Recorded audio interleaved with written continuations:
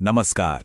किसी भी चुनावी क्षेत्र की राजनीतिक नब्ज को समझने के लिए नारों से ज्यादा जमीन की हकीकत और आंकड़े जरूरी होते हैं।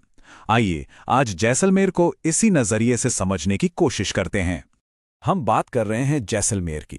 देखिए, ये वो जमीन है जहां की धूप जितनी तेज है उतनी ही तेज यहां की सच्चाई भी है। यहां पर राजनीति सिर्फ सत्ता का खेल नहीं है, ये लोगों के रोजमर्रा के जीवन, उनके वजूद से जुड़ी हुई है।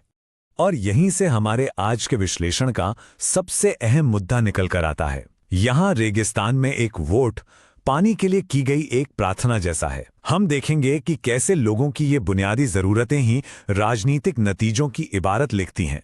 तो चलिए सबसे पहले बात करते हैं उन मुद्दों की जो इस इलाके के लोगों की जिंदगी का हिस्सा है। वो कौन सी परेशानियां हैं जो यहां के हर चुनाव का रुख तय करती हैं। देखिए, यहाँ पानी की किल्लत कोई आज की बात नहीं है।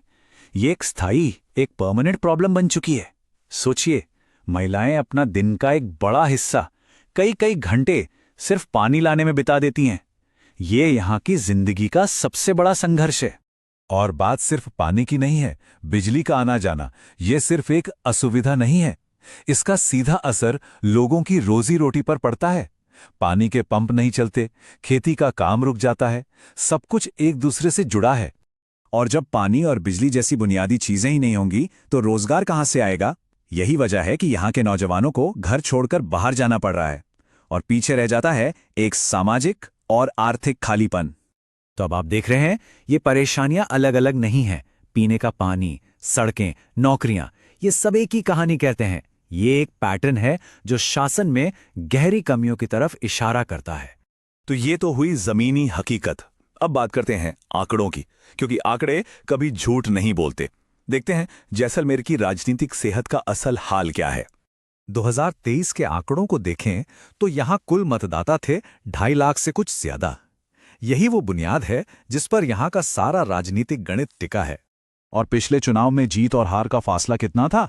18,687 वोट। ये कोई छोटा मोटा आंकड़ा नहीं है। ये बताता है कि चुनौती कितनी बड़ी है। इस चार्ट को देखिए, तस्वीर और साफ हो जाती है। बीजेपी का वोट शेयर 52.62% और कांग्रेस का 43.23%, यानी करीब करीब 10% का फर्क। अब इस गैप को भरना किसी भी खेमे के लिए एक बहुत बड़ी चुनौती है। अब आते हैं यहाँ के सामाजिक समीकरण पर, जो कि बहुत दिलचस्प है। यहाँ करीब 55% हिंदू, 25% मुस्लिम, 15% एससी और 6% एसटी आबादी है। तो साफ है कि इन समुदायों का एक साथ आना ही किसी भी पार्टी की जीत का फैसला करता है। और देखिए, जब हम इन आंकड़ों को देखते हैं तो ये हमें सिर्फ चुनावी गणित नहीं बताते, ये हमें एक ज्यादा बड़ी बात की याद दिलाते हैं कि हर एक वोट के पीछे एक इंसान है, उसकी अपनी कहानी है, उसकी अपनी गरिमा है। और एक स्वस्थ लोकतंत्र का मतलब ही है इन सभी आवाजों को सुनना और उनका सम्मान करना। तो सवाल यह है कि 2023 में ऐसा हुआ क्यों?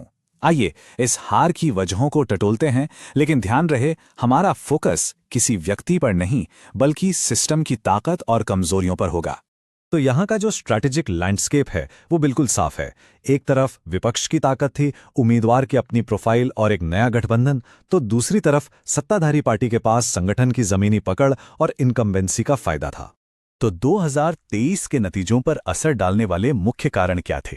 पहला, बीजेपी का राजपूत और ओबीसी वोटों को एक साथ लाना। दूसरा, वोटर टर्नआउट का 85% से गिरकर 78.5% पर आ जाना। और तीसरा, चुनावी मशीनरी और कोऑर्डिनेशन में कमी का होना। लेकिन किसी भी चुनाव को सिर्फ उसी साल के चश्मे से नहीं देखा जा सकता। हमें थोड़ा पीछे जाना होगा, क्योंकि जैसलमेर के राजनीतिक व्यवहार की जड़ें इतिहास में हैं। इस टाइमलाइन पर एक नजर डालिए। ये साफ दिखाती है कि जैसलमेर एक स्विंग सीट है। मतलब यहाँ की जनता ने किसी एक पार्टी को हमेशा के लिए सत्ता नहीं सौंपी है। पिछले 3 दशकों में सत्ता लगातार बदलती रही है, कभी बीजेपी तो कभी कांग्रेस। तो इस पूरे ऐतिहासिक पैटर्न से हम क्या सीखते हैं?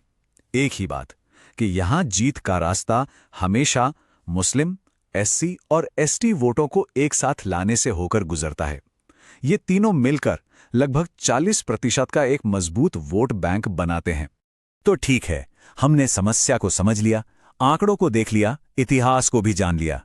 अब बात करते हैं समाधान की, एक ऐसे ब्लूप्रिंट की जो किसी भी ऐसे नेता के काम आ सकता है जो सच में जनसेवा करना चाहता है। इस पूरी रणनीति को एक नाम दिया गया है, चतुर्मुख सिद्धांत। ये एक कॉम्प्रिहेंसिव सिस्टम है जो 4 मजबूत पिलर्स पर खड़ा है। पहला चुनावी, दूसरा संगठनात्मक, तीसरा नैरेटिव और चौथा संसाधन। अब इसमें करने वाले काम क्या हैं? कुछ ठोस कदम देखिए। कांग्रेस और बीएपी के बीच जमीनी स्तर पर कोऑर्डिनेशन सेल बनाना, नैरेटिव को पूरी तरह से ना पानी, ना सड़क, ना नौकरी जैसे बुनियादी मुद्दों पर फोकस करना। एक और दिलचस्प सुझाव है, ग्रामीण इलाकों में डिजिटल विज्ञापनों का इस्तेमाल करके अपनी बात पहुंचाना। और देखिए, आज के दौर में ये जरूरी भी है, लेकिन ये करते हुए ये भी सुनिश्चित करना होगा कि लोगों की निजी जानकारी, उनकी प्राइवेसी का पूरा सम्मान हो। सहमति यानी कंसेंट हर चीज का आधार होनी चाहिए। तो अब हम इस पूरे विश्लेषण के आखिरी पड़ाव पर हैं। अब हम बात को सिर्फ राजनीतिक जोड़ तोड़ से ऊपर उठाकर शासन के असल मकसद तक ले जाएंगे। देखिए, आगे का रास्ता सिर्फ अगला चुनाव जीतना नहीं है। असली चुनौती है लोगों का भरोसा जीतना। और वो भरोसा कैसे जीता जाएगा? उनकी बुनियादी समस्याओं को हल करके।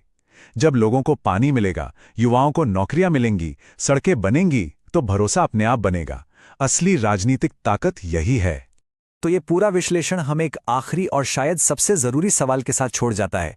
क्या एक ऐसा सिस्टम जो सिर्फ लोगों की शिकायतों को दूर करने के लिए बनाया गया हो, एक नया राजनीतिक जनादेश, एक नया पॉलिटिकल मैंडेट तैयार